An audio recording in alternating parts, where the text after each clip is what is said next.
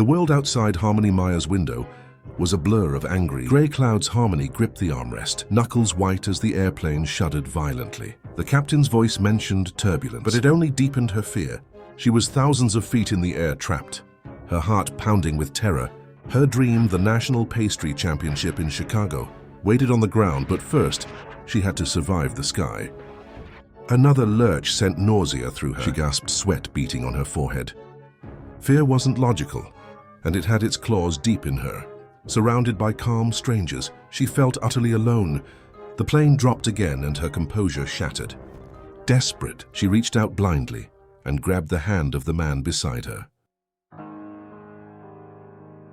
The hand she grabbed was large and warm, steadying her icy grip in that moment. The world outside the airplane seemed to disappear, replaced by the simple grounding reality of human touch. Her fingers, cold and tense, clung to the stranger's hand, as if it were the only thing anchoring her to the earth. Instead of pulling away, the man's fingers closed around hers. Grounding her, his touch was gentle yet firm, a silent promise that she wasn't alone in her fear. The hum of the engines faded into the background, replaced by the steady reassurance of his presence. His calm voice broke through. "Breathe with me." The words were soft, almost a whisper, but they cut through the fog of panic swirling in her mind. She nodded, unable to speak, and focused on the sound of his voice. He counted softly, guiding her through slow, measured breaths in 2, 3, hold out, 2, 3. His words became a lifeline, something to cling to as the turbulence rattled the plane. "In, hold out." His voice a steady rhythm against the chaos. Each breath she took with him felt like a small victory, a reclaiming of control over her spiraling thoughts. The world narrowed to the space between their clasped hands and the shared rhythm of their breathing. Harmony followed her, panic slowly receding. The tension in her shoulders eased, her jaw unclenched, and for the first time since the turbulence began, she felt the possibility of calm. The stranger's presence was like a shield keeping the storm at bay. The man's thumb traced gentle circles on her hand, a gesture of unexpected kindness. It was a small, almost unconscious movement, but it spoke volumes, offering comfort without words, understanding without explanation. She kept her eyes shut, clinging to his hand as if it were a lifeline. The darkness behind her eyelids was less frightening. With his steady grip anchoring her, she focused on the warmth of his skin, the quiet strength in his hold. In the midst of her terror, a stranger offered her sanctuary. She didn't know his name, but in that moment, he was her safe harbor. A gentle presence in a sea of fear. The kindness of a stranger became her shield against the storm. The panic faded, replaced by a fragile calm. Each breath came easier. Her heart slowed, and the world outside the window seemed a little less threatening. She exhaled deeply, feeling the weight of her fear begin to lift. She was still afraid, but she was no longer alone. The fear lingered, but it was softened by the comfort of connection, by the knowledge that someone cared enough to stay by her side. The storm outside raged on, but inside she found a moment of peace.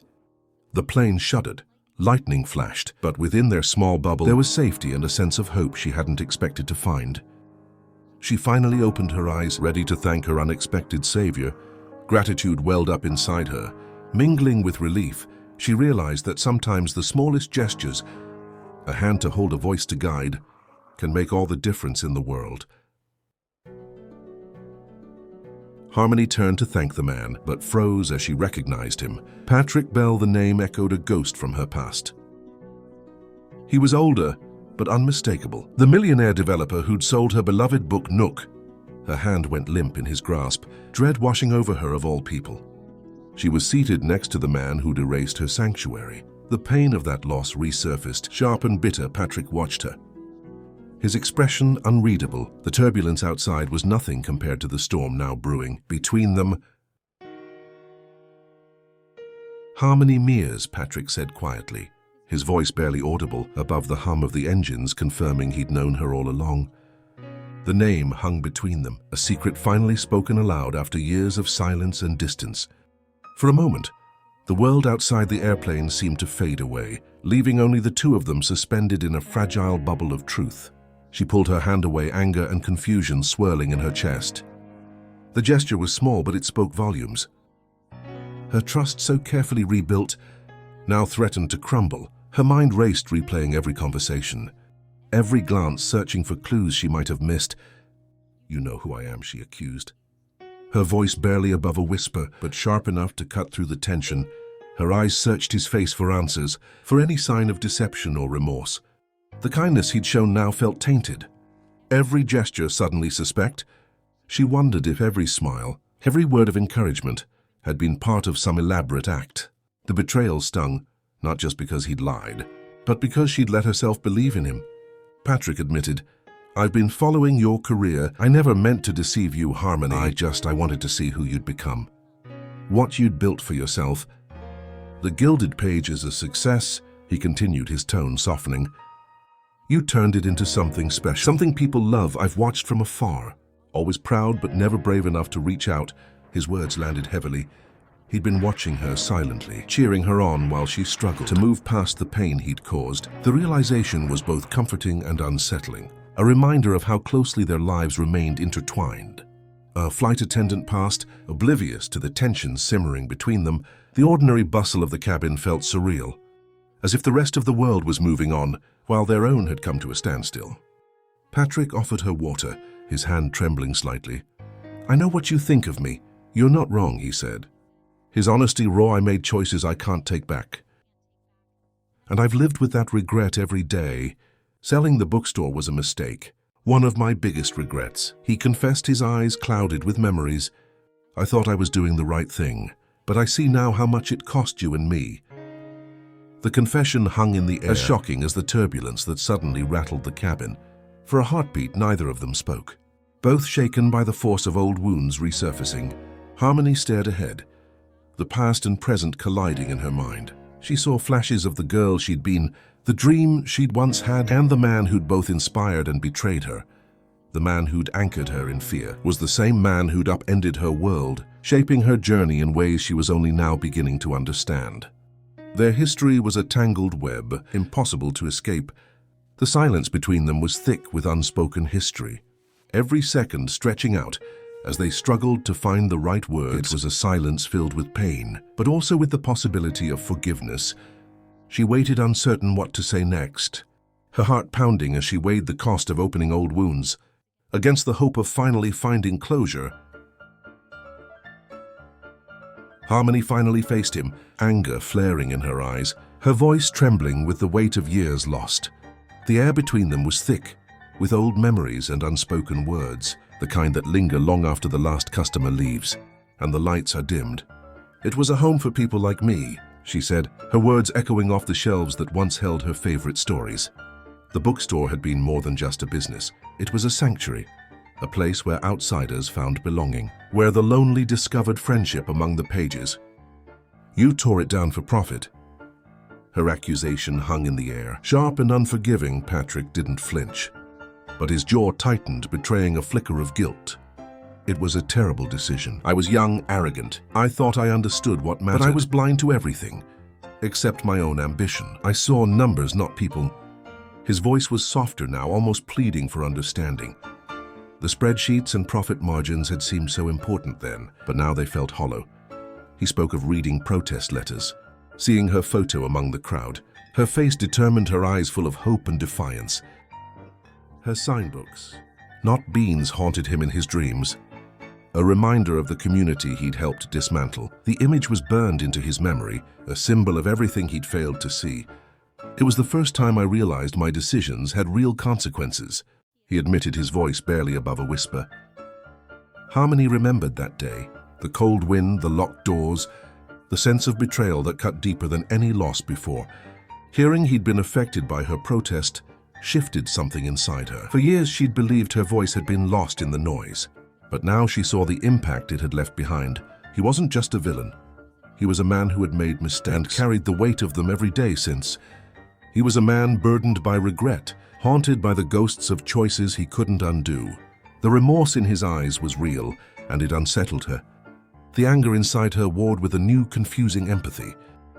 She wanted to hold on to her fury, but it slipped through her fingers, replaced by something softer and more complicated.